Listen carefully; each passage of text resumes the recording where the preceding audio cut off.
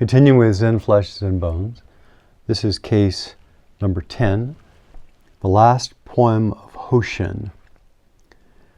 Zen Master Hoshin lived in China many years. Then he returned to the northeastern part of Japan where he taught his disciples. When he was getting very old, he told them a story he had heard in China. This is the story. One year on the 25th of December, Tokufu, who was very old, said to his disciple, "I'm not going to be alive next year, so you should treat me well this year." The pupils thought he was joking, but since he was a great-hearted teacher, each of them in turn treated him to a feast on the succeeding days of the departing year. On the eve of the new year, Tokufu concluded, "You've been good to me. I shall leave you tomorrow afternoon after the snow has stopped." The disciples laughed, thinking he was aging and talking nonsense since the night was clear and without snow. But at midnight the snow began to fall. And the next day they did not find their teacher about.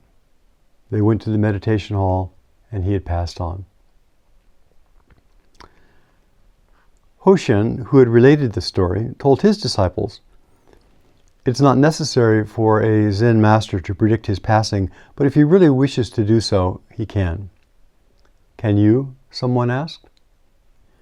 "Yes," answered Hoshin. "I will show you what I can do 7 days from now."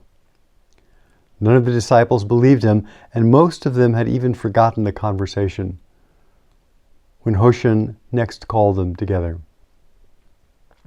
"7 days ago," he remarked, "I said I was going to leave you, and it's customary to write a farewell poem. But I am neither poet nor calligrapher. Let one of you inscribe my last words." His followers thought he was joking, but one of them started to write. "Are you ready?" Hoshin asked. "Yes, sir," replied the writer. Hoshin then dictated, "I came from brilliancy and return to brilliancy. What is this?" The poem was 1 line short of the customary 4, so a disciple said, "Master, we're 1 line short." Hoshin, with the roar of a conquering lion, shouted, "Ka!" and was gone. So that's the case so let's look at it just a little bit. First off, I don't know how many dying people you have been with, but in my experience, few people, or if anybody, ever goes out with a bright flash like these stories talking about. That most people who are, even if they are bright and have clear-eyed, when they get near the very end, that goes out first. And there is a body breathing. Hagiography, the story of saints, is always built up, always tries to find spectacular elements. So it may be that a story like this one, the last line uncompleted, but he probably didn't give a big booming ka. He probably said, something like, "Ah," and died. Now, so we have to take those things with several grains of sand. Now, the ability to predict the future does not exist. Doesn't exist. There is no future until it comes. So, what we all tend to do is we all take what is present and we tend to anticipate and project what is present. And so we can feel something stirring inside ourselves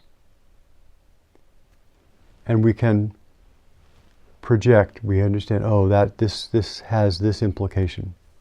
And I think the more refined our mind is, the more we're capable of doing things like that. There are numerous stories in the great literature about people predicting their own death and then dying on time.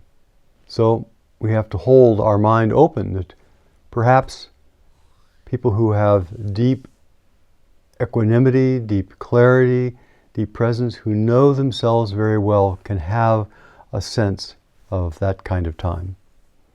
But I suspect that there is a large degree of extra drama put in these. So what's the difference? What does it make? What difference does a story like this make for us? First off, there are extraordinary people in the world.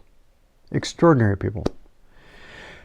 And we have the ability to practice the same practices that these extraordinary people had. And we may end up doing extraordinary things that we don't even realize. So someone who's able to go to their own death with great equanimity, to go to their own death with great clarity, to go to their own death with a certain dignity and still connecting with others, who's able to go to their own death and use it as a teaching, that's an extraordinary person. And I think my limited experience is that as we practice, as we harmonize our mind and body, and harmonize this mind and body with the world, and harmonize this mind, body, and world with the spacious nature of emptiness, miracles happen. Interesting things happen. Unexpected things happen. To you, to me, to all of us.